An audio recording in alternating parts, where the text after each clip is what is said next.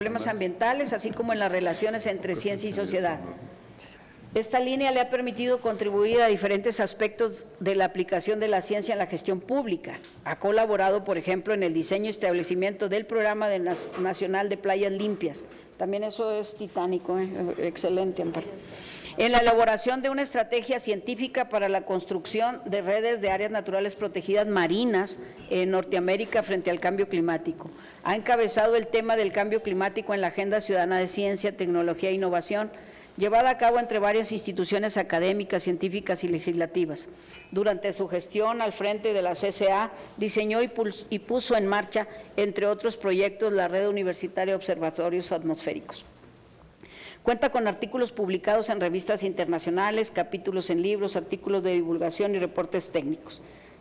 Se desempeñó como directora del Centro de Ciencias de la Atmósfera, el CCA, de la Universidad Nacional Autónoma de México del 2009 a agosto del 2013, en donde es además investigadora titular y coordinadora del Grupo de Aerosoles Atmosféricos. A partir de septiembre del 2013 es directora general del Instituto Nacional de Ecología y Cambio Climático. Y le damos la bienvenida a la doctora Amparo Martínez. Gracias por estar aquí, doctora.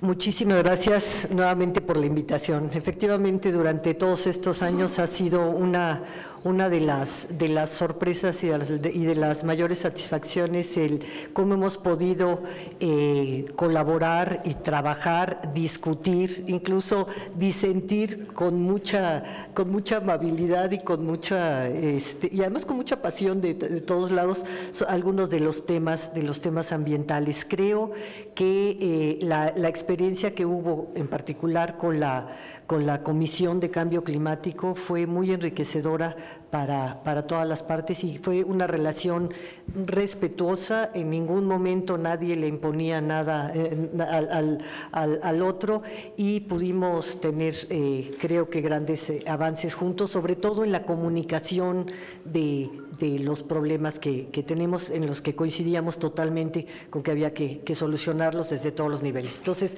gracias nuevamente, me dio mucho gusto saber que todavía seguían organizando este tipo de foros en los que hemos tratado de participar siempre. Bueno, yo también traía una cosa muy general, voy a ir muy rápido por la parte general, pensaba que íbamos a podernos meter más a una discusión posteriormente, pero lo que sí quisiera empezar es diciéndoles que hemos hecho un gran esfuerzo en la comunicación sobre cambio climático, en que se entienda el concepto de incertidumbre, en que se entienda esta cuestión de que es un proceso y que no se va a ver todo de un día para otro, que a veces cuando se ve un evento no necesariamente es cambio climático, puede ser parte de la variabilidad natural.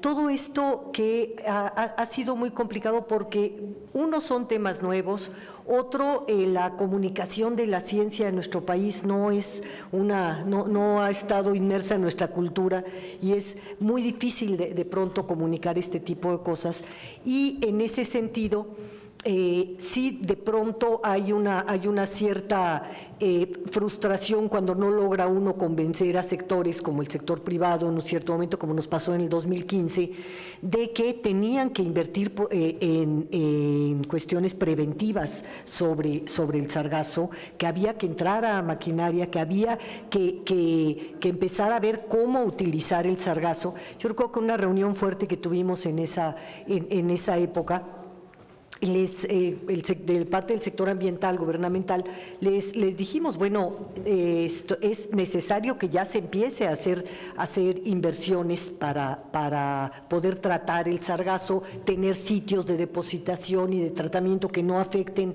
a los mantos freáticos. Y nos dijeron, bueno, si nosotros hacemos esa inversión, ese es mucho dinero, entonces nos garantizan que vamos a tener la misma cantidad del año próximo, porque si la hacemos y el año próximo no hay, decimos, pues claro que no se lo puedo garantizar, pero sí le puedo asegurar que si no es el año que entra va a ser el siguiente, y si no, o sea, va a ser algo recurrente, no sé si periódico, pero va a ser recurrente y vale la pena invertir. Bueno, como no logramos convencerlos todos los técnicos que fuimos de que esto iba a ocurrir el año siguiente, nos dijeron, ya ven, no pasó nada. Entonces, bueno, lo que quiero comentarles es que también hay que hacer un gran esfuerzo en términos de la comunicación y de que se vea cuál es en el mediano y largo plazo los beneficios de invertir en cuidar nuestro ambiente y además en prevenir. Todas las medidas que tenemos que tomar de acuerdo a los escenarios, los escenarios de cambio climático, ahora voy a empezar ya la presentación formal, pero creo que es importante tener esto en mente. Los escenarios de cambio climático no son modelos predictivos, no son pronósticos, no es que así vaya a suceder, es sencillamente el organizar una serie de datos que tienen una consistencia física de futuros posibles, es más bien para abrir nuestra mente. Los escenarios y los modelos no sirven para hacer pronósticos, sirven para abrir nuestra mente a todos los futuros posibles de acuerdo a datos que se meten y que tienen una consistencia física, digamos, entre sí, consistentemente lo que sí podría pasar, no necesariamente va a pasar esto. Bueno, ¿cómo explicar eso para que se tomen medidas preventivas? Es muy complicado. Entonces, creo que en ese sentido los distintos órdenes de gobierno tenemos también que hacer un esfuerzo por explicar a nuestros propios colegas dentro del gobierno federal, dentro de los gobiernos estatales, dentro de los municipios y dentro de las correspondientes cámaras, porque muchas veces las decisiones no se toman por esta falta de comprensión de la incertidumbre y por la situación siempre presente de que hay cosas más urgentes. Entonces tenemos ya una que es súper, ultra, recontra urgente, que podíamos haber prevenido, pero que como en el otro momento nos pareció que no era tan importante, no la abordamos. Entonces es una de las cuestiones con las que creo que esto del sargazo nos está trayendo como lección. Otra muy importante con respecto al cambio climático es que siempre, otra de las cuestiones que hemos tratado de comunicar es que el problema no va a ser ni es solamente que aumente la temperatura. El aumento de la temperatura, mucha gente se pregunta, bueno, y eso tampoco es tan grave, ¿qué va a pasar con que aumente la temperatura? Bueno, el problema es exactamente lo que estamos viendo. El problema es que afecta a los ecosistemas, al comportamiento de una serie de especies, al acoplamiento de procesos naturales, y potencia muchos de los problemas que no fueron creados por el cambio climático, fueron creados por nosotros con una crisis ambiental que ya teníamos antes de empezar a conocer el cambio climático. O sea, el cambio climático viene a potenciar las crisis que ya existían, la crisis ecológica, la crisis económica, la crisis energética, e incluso buena parte de la crisis social en muchos sentidos, ¿no? Entonces, lo que estamos empezando a ver es estas ya manifestaciones físicas, biofísicas de un proceso que está en marcha y que empieza a mostrarnos estos. Precisamente por eso el conjuntar conocimiento con políticas es fundamental en este momento. Ni se pueden hacer políticas sin conocimiento, ni tiene sentido seguir produciendo conocimiento para papers que no sirve para ayudar a resolver los problemas nacionales. Digo, además de que haya otros que sí se tienen que seguir haciendo, otro tipo de conocimiento, si no me cuelgan mis colegas. Empezamos, por favor. Bueno, esto ya lo comentó Silvia, no me voy a detener demasiado, pero sí comentar que efectivamente el sargazo es una macroalga marina y que constituye el hábitat de una gran diversidad de especies marinas. Hay que decir que el movimiento del sargazo es un movimiento normal, natural y útil además, porque es un vehículo para la conectividad entre distintos ecosistemas, porque transporta huevecillos, transporta crías, todo esto, lo que ya comentó Silvia, y esto ha funcionado normalmente durante muchos siglos. En algunas épocas más hay una variabilidad, como en casi todos los fenómenos naturales, en algunas épocas ha sido más, en otras menos, pero esta arribazón, que las arribazones masivas se empiezan a contemplar en el mundo. Algunas hay datos desde 1970 que tienen que ver más o menos con esta cuestión de variabilidad natural, pero en las últimas décadas es donde empieza a verse ya como algo relacionado con otros factores que están sucediendo, como el aumento de la temperatura en los mares, el aumento de la contaminación.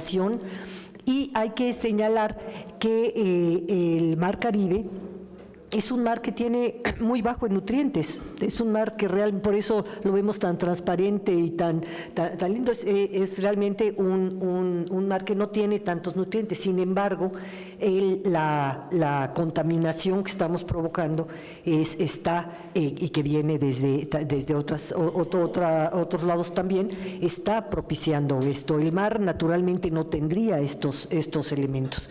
La que sigue, por favor. Bueno, tenía ahí algunas cosas de donde han ocurrido, pero digamos que su arribo a las costas del Caribe mexicano ha sido sobre todo más notorio.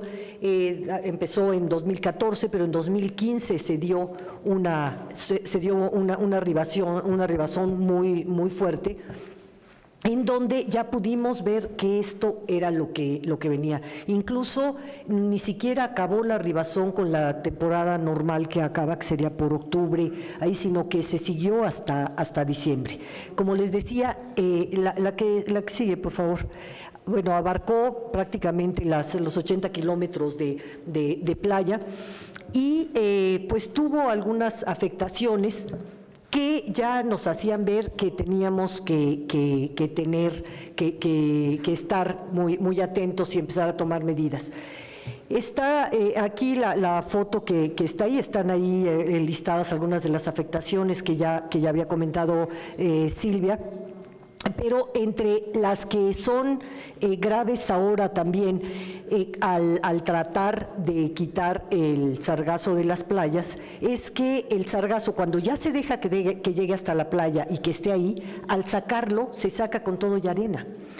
Y como sabemos, la erosión de las playas es un gran problema en el Caribe. Entonces, nos lo estamos llevando con todo y una gran cantidad de arena al sacarla de ahí. ¿Esto qué implica? Implica no solamente el problema de erosión, que ya es muy fuerte, sino que en donde se vaya a depositar, además, va a traer ese problema también. Y si hay que tratarlas para darle otros usos, habría o que lavarlas, lo cual sería un desperdicio de agua inmenso, o separarlas de la arena. Ahora ya hay unas embarcaciones que están utilizando, no unas embarcaciones, pero unos camiones, embarcaciones también, pero es otro que voy a decir más adelante. Hay unos camiones que al ir recogiendo las algas, esto se tiene ya en algunos hoteles, en uno, por ejemplo, en Moon Palace, que invirtieron en equipo para esto, la van como aspirando y al mismo tiempo van cribando la arena. Y también tienen un bioreactor que compraron en ese hotel, que va pasando acumulan las algas, las llevan a un sitio y las ponen en este aparato y va pasando, separando la arena y después y cortando las algas, porque es la única manera que si se regresan al mar o algo no se vuelvan a reproducir, las cortan así muy pequeños.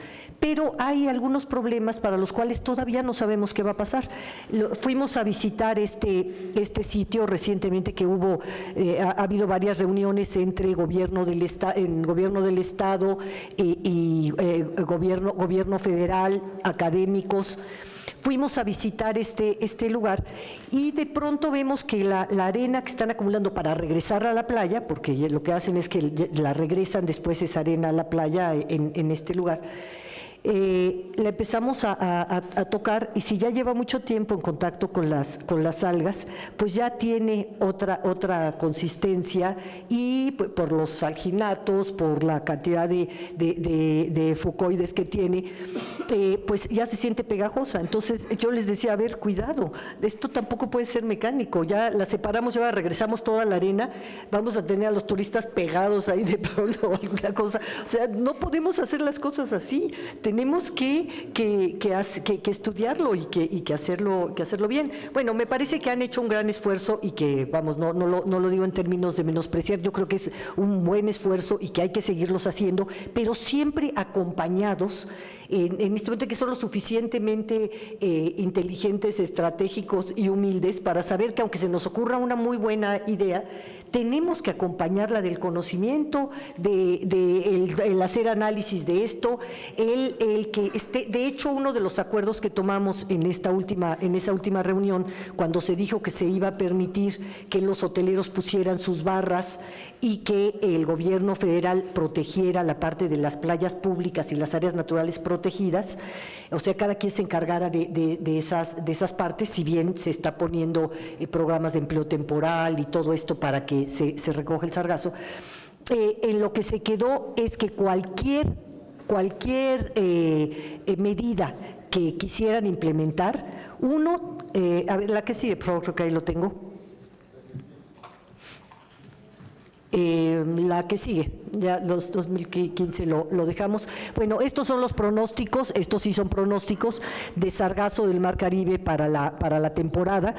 Como ustedes pueden ver, aquí ya recortamos, los tenemos desde mayo, realmente los empezamos a seguir desde abril, y en mayo dimos la voz de alarma desde el sector ambiental a los otros sectores que pues no tenían por qué estar viendo esto. Y lo que vemos aquí, ya lo cortamos de julio en adelante, pero si ustedes ven los años anteriores cómo estuvo, y en comparación con 2015, pues este año está mucho más acentuado la cantidad que tenemos de sargazo. Y en este sí, todos los pronósticos nos hacen ver que esta época va a ser mucho peor. Ya comentaba Silvia lo de que el sargazo duplica su masa cada 18 días, pero una cuestión que es muy interesante el ver y muy preocupante es que los artículos de hace 10 años, 15 años, que habían estudiado el sargazo, hablaban de que esta duplicación se daba cada 50 días. Entonces, en el lapso de una década o década y media, ya tenemos que es menos de la mitad del tiempo el que le lleva, y seguramente por la temperatura y por la disponibilidad de nutrientes, el reproducirse. Entonces, este tipo de cuestiones también las tenemos que estar siguiendo y estudiando. La que sigue, por favor. Aquí ya también no me voy a detener mucho en esto, ya les habló del mar de los sargazos. Tenemos la parte frente a las costas de Brasil, efectivamente está formando una gran masa que se desprende para acá. En el 2015, en esto todavía hay mucha discusión a nivel científico, en el 2015 parecía que esta rizazón atípica era producto también de que había habido muchas tormentas eléctricas en el Atlántico que habían desprendido grandes masas en el mar de los sargazos y que habían propiciado que hubiera más filones, digamos, o manchones disponibles. Esto todavía son hipótesis que puede ser que sea además de, pero la que está también muy comprobada con estudios además genéticos de las especies, de las dos especies que les mencionaba, que provienen de una misma población, es de que nos está llegando desde el sur con el gran problema de la contaminación frente a las costas de Brasil y realmente en toda la zona, que también se alimenta de las arenas del Sahara, que traen también minerales y nutrientes. Entonces ha sido entre África y América del Sur donde se ha dado como una situación propicia para que se formen más estos organismos, y las corrientes han venido empujándolas hasta acá, como viene la corriente hacia el norte. La que sigue, por favor. Una cuestión importante antes de decirles de estos grupos de trabajo es que, y esto lo digo sobre todo por las medidas que se están ahora considerando por el gobierno del Estado y que había que respetuosamente pedirles que se hiciera mucho más investigación antes o al menos tomar muchas medidas de principio precautorio, es que el sargazo flota sobre una superficie que son unos 50, 70 centímetros cuando mucho, y van por encima. La corriente más fuerte, las corrientes más fuertes son corrientes subsuperficiales, van un poco más abajo. Entonces el sargazo, si bien va con las corrientes, está mucho más expuesto en la zona del Caribe mexicano a los vientos. Entonces los vientos son los que nos los están trayendo hacia esta zona. Entonces, cuando están hablando de poner unas barreras muy lejos de la costa y además peligrosamente cerca de los arrecifes coralinos, lo que no están tomando en cuenta es que perfectamente puede dar la vuelta con el viento y regresarse para el otro lado. Entonces, este tipo de cuestiones no pueden ser, tienen que ser tomadas también por grupos interdisciplinarios que vean distintas facetas, que fue lo que acordamos ayer en una reunión que ahora les voy a comentar en la UNAM. Se formaron inicialmente, y esto fue desde junio, finales de mayo, principios de junio, se hizo primero una reunión gubernamental cuando se vio que venía esta posibilidad de una mayor arribazón de sargazo que la que se había visto en el 2015. Se formaron varios grupos para tratar en primer lugar, estar coordinados entre los distintos niveles de gobierno y con base en esto ya hacer contacto tanto con el sector privado involucrado, con hoteleros y demás, con el empresariado que podía empezar a ver cuestiones de infraestructura, de cómo tratar el sargazo, y por otra parte, evidentemente, con todo el sector científico que ya estaba viendo cosas y empezar a fortalecer esta relación. La que sigue, por favor.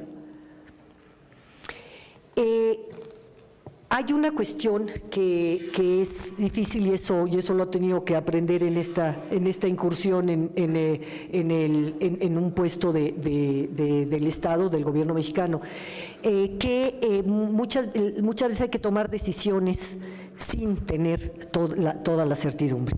Y entonces, en ese caso, creo que algo que tenemos a mano y que no debe de inhibirnos a ser audaces y a ser propositivos, pero sí a tener una gran responsabilidad sobre nuestros recursos, y es el principio precautorio.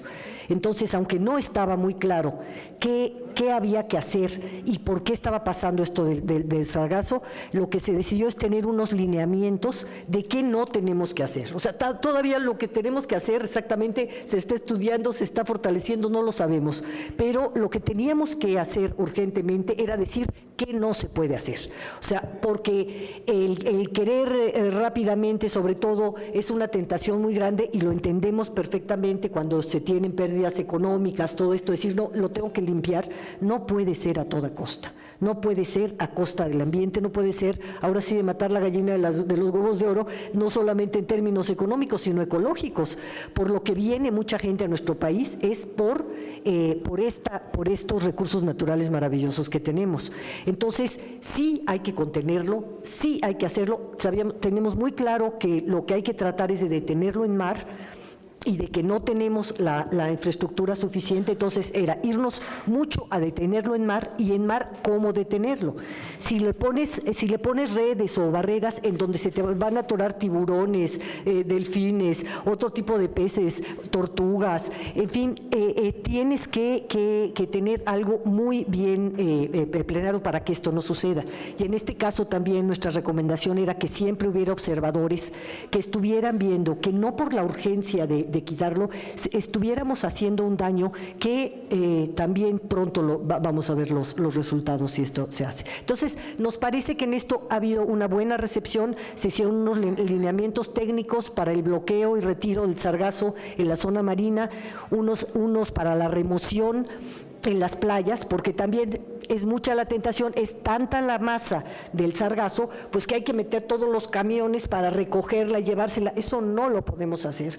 El meter vehículos pesados a las playas, pues hace que se compacte la playa, que se afecten todos los organismos que viven ahí y en las zonas de anidamiento, en fin, se hace un daño realmente a todo el ecosistema de playa, y entonces lo que se tiene que hacer es llevar vehículos ligeros. Pues sí, se tardará un poquito más o tendrán que ir varias veces, pero la verdad es que vale la pena hacerlo así.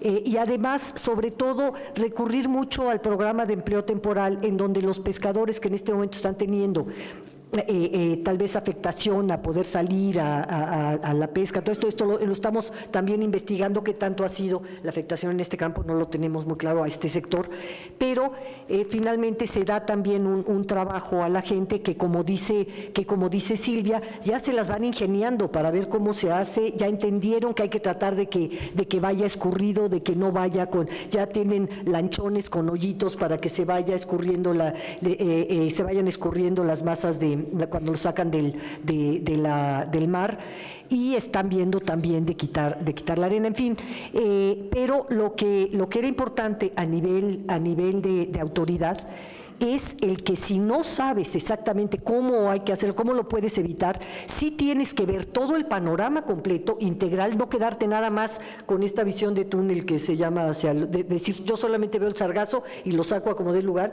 Tengo que seguir viendo las tortugas, tengo que seguir viendo los manglares, porque ahora también se está sacando el sargazo y se lleva a los rellenos sanitarios municipales, en donde nos crea un problema sanitario, nos crea un problema de olores, que también ya lo crea en la playa, de fauna nociva, porque hay mucha fauna que se muere ahí, entonces atrae a que se llegue. Entonces, eso también tenemos que contemplarlo. Es por eso que es tan importante el que en este tipo de problemas se actúe de manera conjunta, porque cada quien ve una parte del problema y tenemos que ver entre todos cómo lo solucionamos. Entonces, ver desde cómo se saca, cómo se contiene, cómo se saca, a dónde se deposita lo que se saca, qué se le hace a lo que se sacó. Todo esto son medidas que se tienen que tomar de conjunto. Lo que no podemos es irnos a una solución nada más. Bueno, ya encontré cómo lo saco todo esto, pues ya después veo lo otro. No, tenemos que entrarle a todo en conjunto. Laxie, por favor.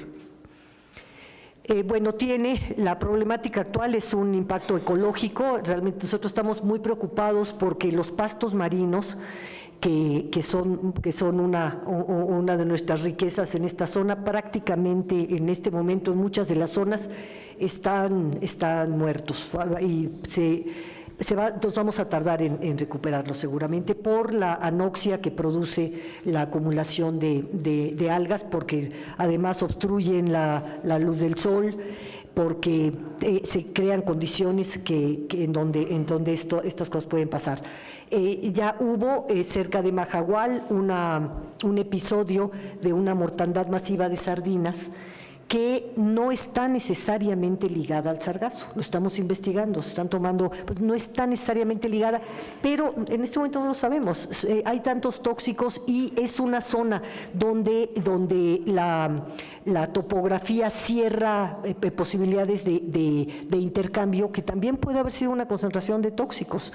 Esto se limpió, no ha vuelto a ocurrir. Hemos estado muy en contacto con el gobierno del estado, con la pesca, que tiene que estar vigilando esto, pero son cosas que todavía son motivo de estudio. De hecho, hemos estado hablando también con la gente de la UNAM, del CIMBESTAP, que están tomando muestras constantemente para que podamos saber esto. El impacto ambiental, ya se los comenté, la pérdida de playas, la emisión de sustancias. Al descomponerse, el ácido sulfídrico que desprende es lo que hace que este olor tan desagradable en las playas, y bueno, además de que Ya hay estudios donde se ve que la composición del sargazo ya no es tampoco lo que era antes. Necesitamos hacer más estudios sobre esto para saber cómo utilizarlo después, porque se pensaba que se podía casi automáticamente partirlo y ponerlo como alimento para ganado, por ejemplo, pero se sabe que contiene arsénico, que contiene metales pesados, entonces hay que hacer un tratamiento especial. Todo esto requiere conocimiento. El impacto económico, bueno, ya hablaremos un poco más de esto, pero evidentemente es algo en lo que tiene que haber mucha responsabilidad. Es fácil pensar, bueno, pues será un problema de los hoteleros, pero no, es un problema de que toda la gente en Quintana Roo depende de esto. Es una cuestión real que si nuestro país creció al 2.5%, en esta zona se creció al 7%. Económicamente. Hay cosas que sabemos que es importante que tenemos que cuidar también, porque son los restauranteros, los taxistas, los vendedores de toda la población indirecta o directamente depende de esto. Nos comentaba la gente de turismo que ha habido y esto es de los raros cobeneficios, pero que de pronto hay, que los turistas llegan y o bien acortan su estancia, o bien se están yendo más hacia la parte de cenotes, de pirámides, de cuestiones arqueológicas, lo cual ha aumentado mucho la afluencia. Eso está bien, pero entonces también hay que empezar a ver qué hacemos para que al rato los cenotes, todo esto, no tengamos un problema ahí. Entonces, hay cosas que hay que ir estudiando y sopesando en cada paso que se va dando. Y esto realmente es una obligación de todos los involucrados, pero más de todos quienes están en algún nivel de autoridad o de posibilidades normativas, legislativas, todo, porque tenemos que tratar de ir un paso adelante viendo el conjunto de la problemática y no solamente lo que sale en la prensa cada día, ¿no? Entonces, la que sigue. Aquí hay muchas acciones futuras, no las voy a repetir, son más o menos las que ya se han dicho. Les quiero comentar que además de los grupos que se han hecho, vamos a tener una reunión el 5 y 6 de septiembre en Puerto Morelos, precisamente en Ciencias del Mar, que va a ser una reunión técnica de trabajo para ver todo lo que hemos hecho preguntas a todas las instituciones que tienen que ver con estos temas, y en 5 nos vamos a ver para ver qué tenemos de respuesta a todos a lo que hayamos podido ver hasta ese momento, y el 6 va a ser abierto con otros sectores esta reunión.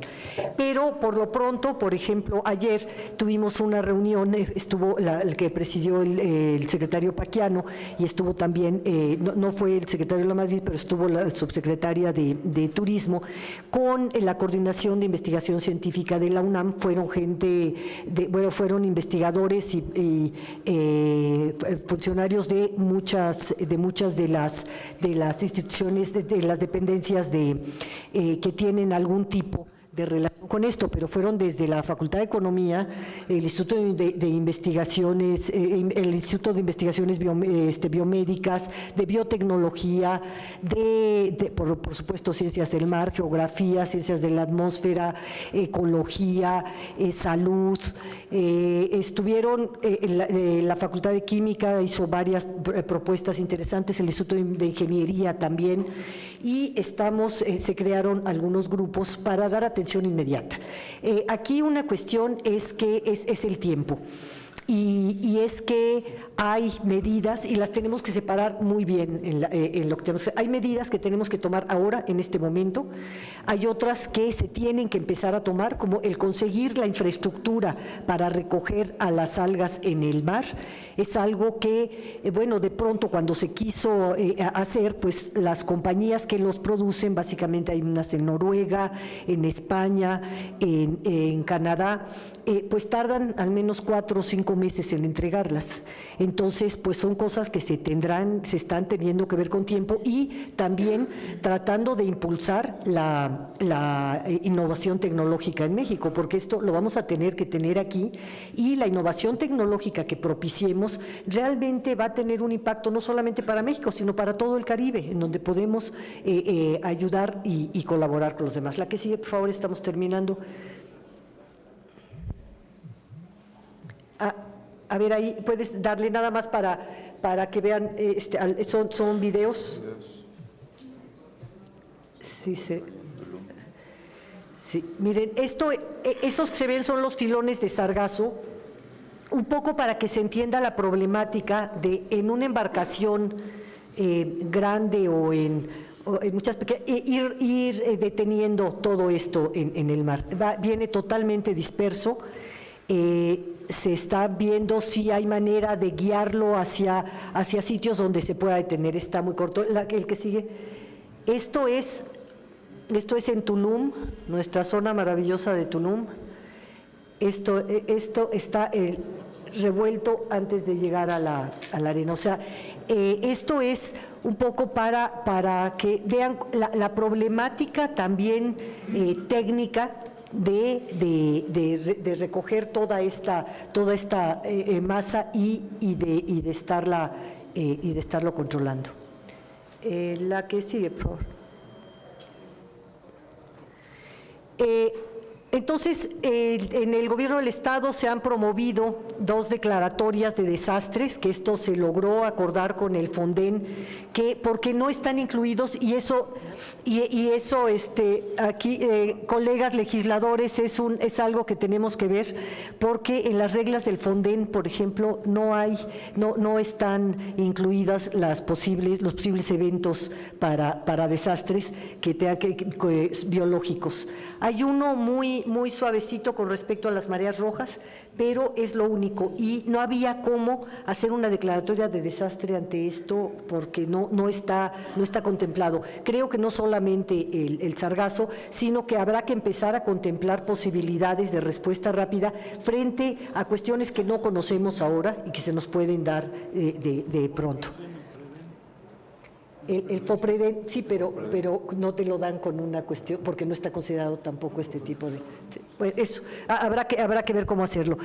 Actualmente se está promoviendo otra declaratoria que incluya también el poder tener infraestructura, pero como no se puede hacer inversión, se tendría que hacer como renta, y aquí lo que se está viendo con el fondo que crearon en el estado de Quintana Roo es la posibilidad de que también cooperen hoteleros.